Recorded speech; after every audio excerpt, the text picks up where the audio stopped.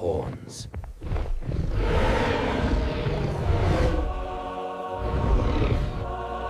The predators circle, blades of teeth and hunger, testing the line.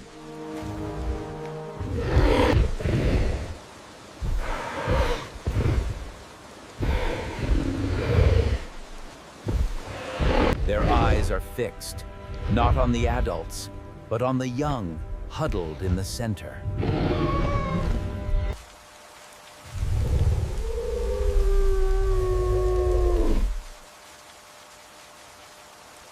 The standoff has begun.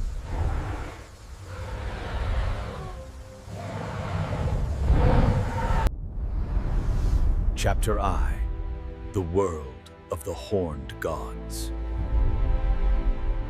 This is Hell Creek, 66 million years ago.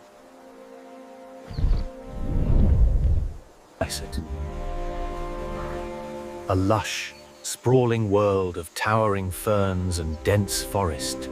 But paradise has laws. The first law is the fortress.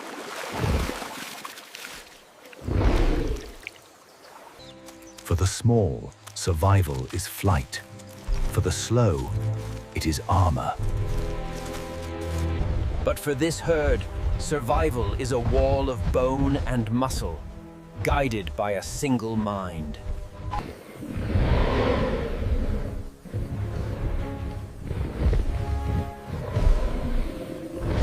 The matriarch is old, a veteran of countless seasons.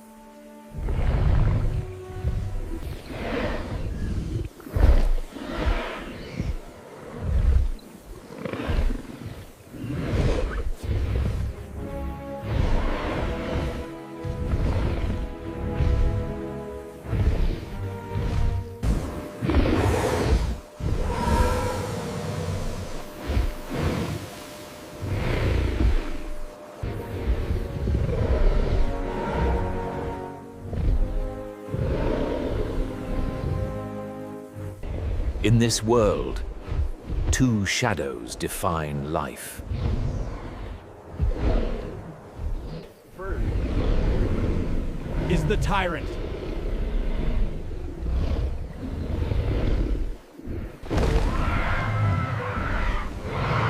A distant, earth-shaking roar.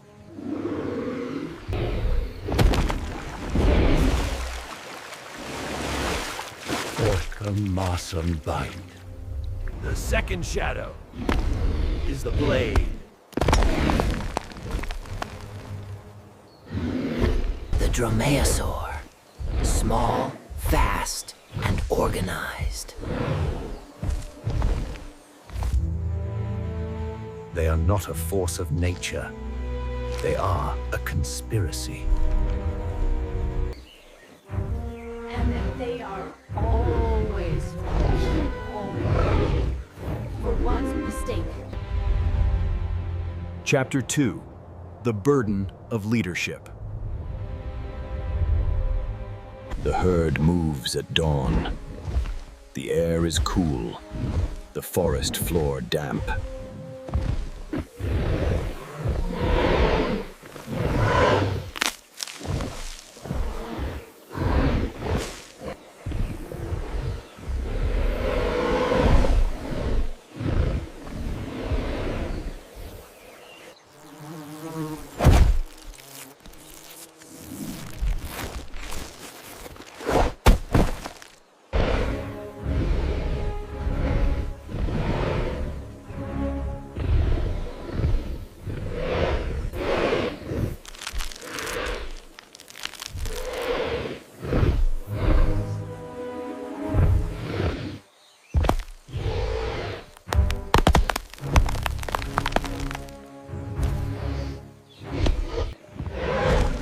The herd freezes. The matriarch turns, her massive body silent. Nothing.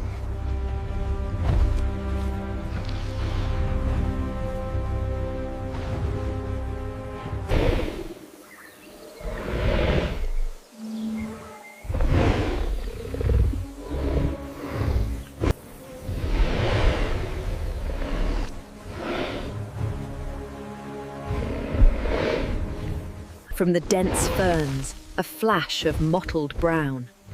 A single dromaeosaur. It darts in, fast, not at the matriarch, but at a young male on the herd's flank.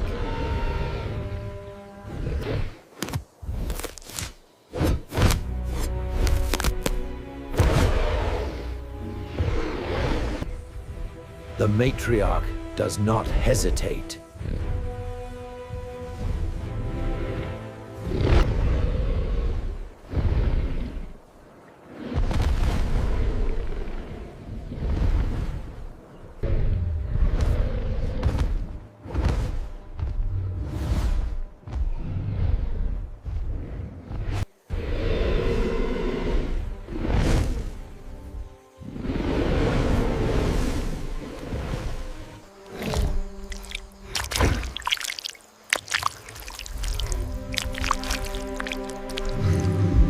From a ridge, the pack leader watches.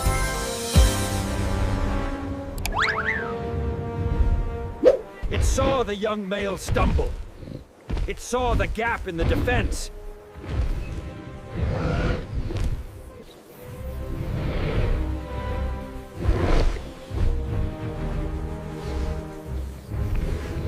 The hunt is patient.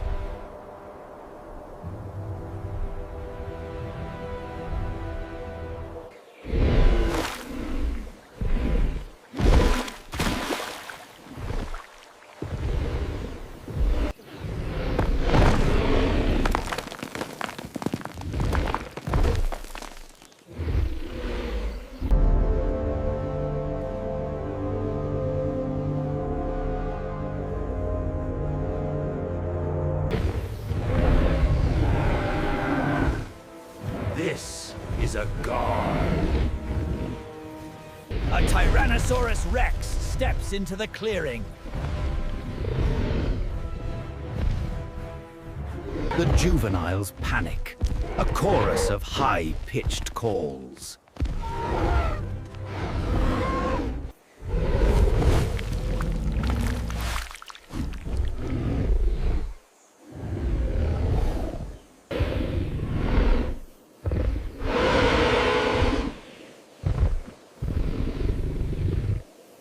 Instinct and training take over.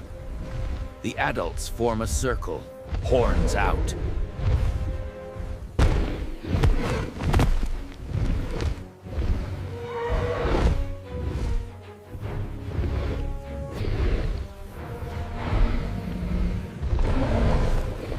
The Horned Fortress. The tyrant stops. It observes the wall of shields and spears. It calculates the risk, the energy, the inevitable injury.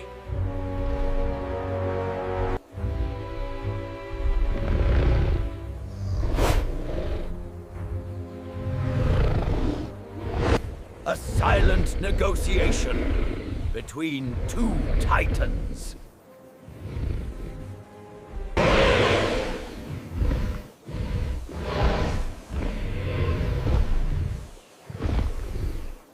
The heavy, fading footsteps resume. The god has moved on.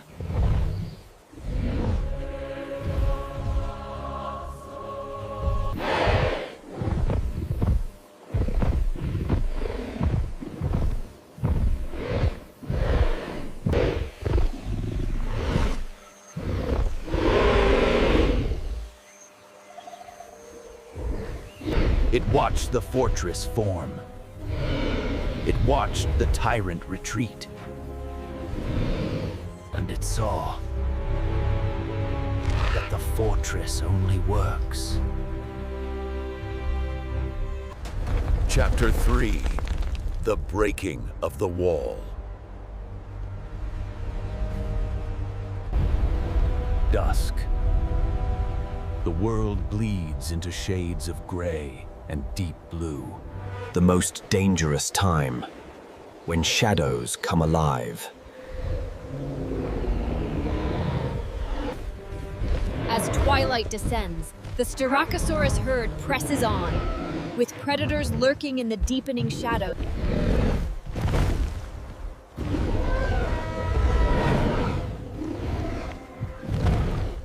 The attack!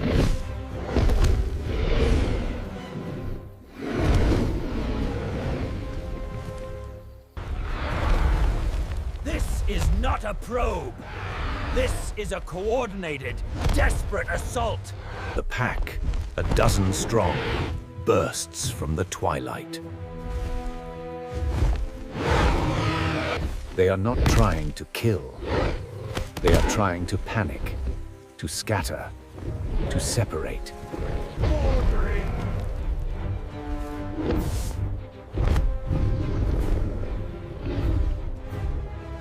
But the raptors are too fast. They dart in, slashing at legs, then retreating. One adult male, the one with the scarred flank, overreacts. He charges a single raptor, breaking the defensive line.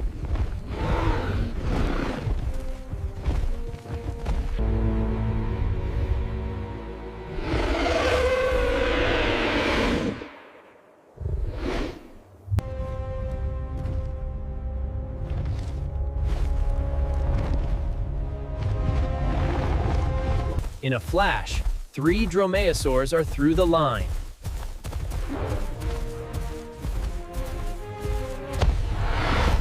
They ignore the charging male. They ignore the matriarch.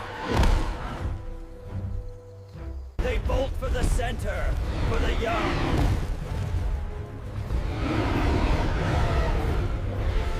The same juvenile from the morning's foraging lesson.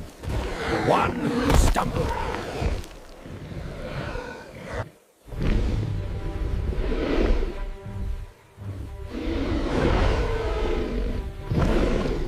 They have him!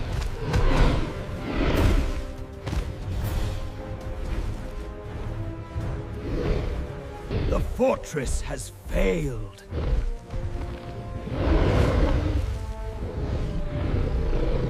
The predators are dragging the juvenile, pulling him into the dark forest.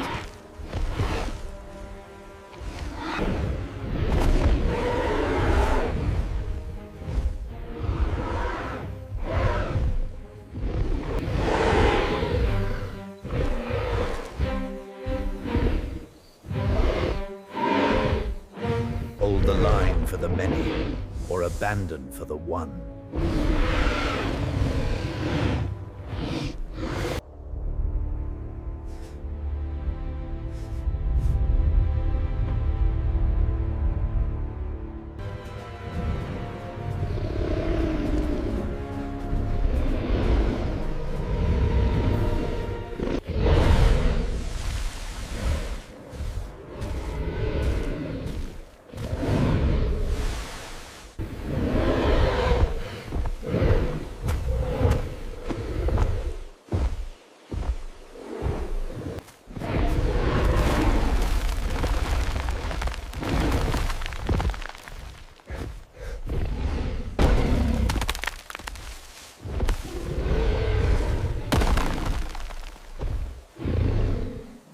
She is the fortress.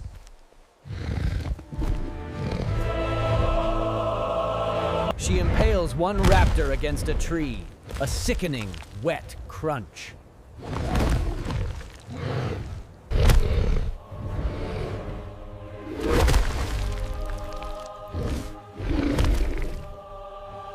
The pack leader leaps onto her back, claws and teeth digging for her spine.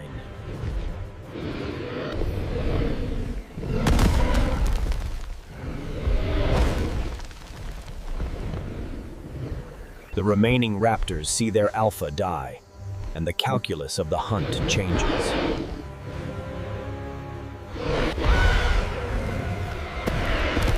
They release the juvenile and vanish, leaving their dead.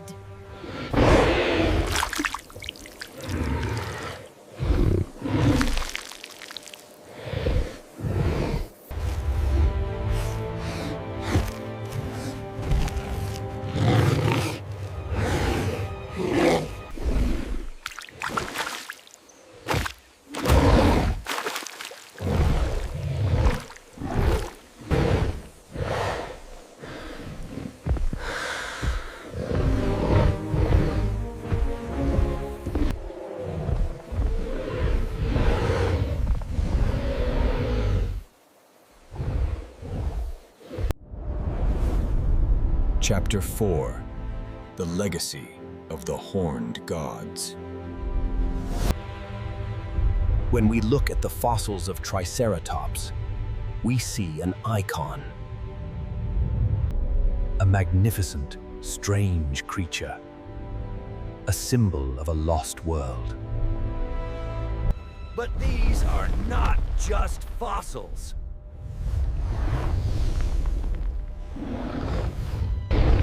They are echoes of a struggle.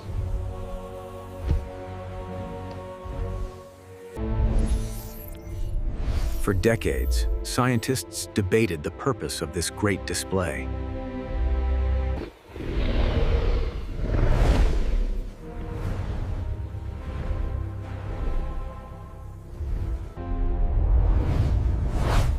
But the fossils speak a different truth. We find frills, pockmarked with healed puncture wounds. Wounds that perfectly match the horns of another Triceratops. And wounds that match the teeth of a Tyrannosaur. This was not just display.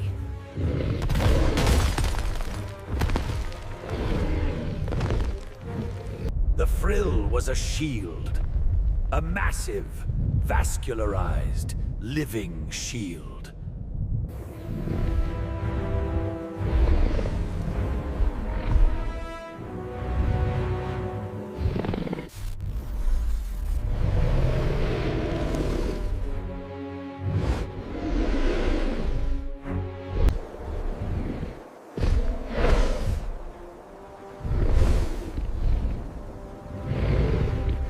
But its greatest weapon was the herd.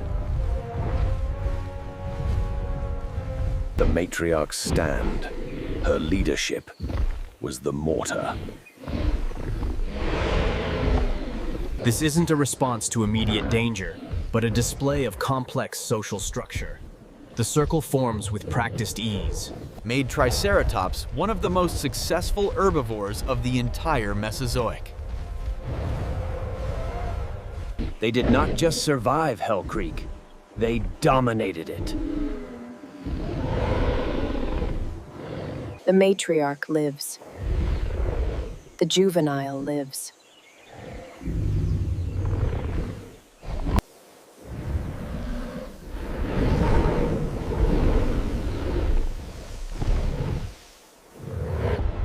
A life built on the edge of extinction.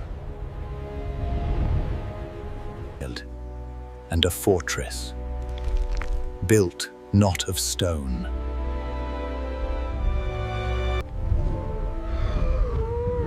When the world is at its most dangerous. What does it take to create a fortress, not of stone, but of will?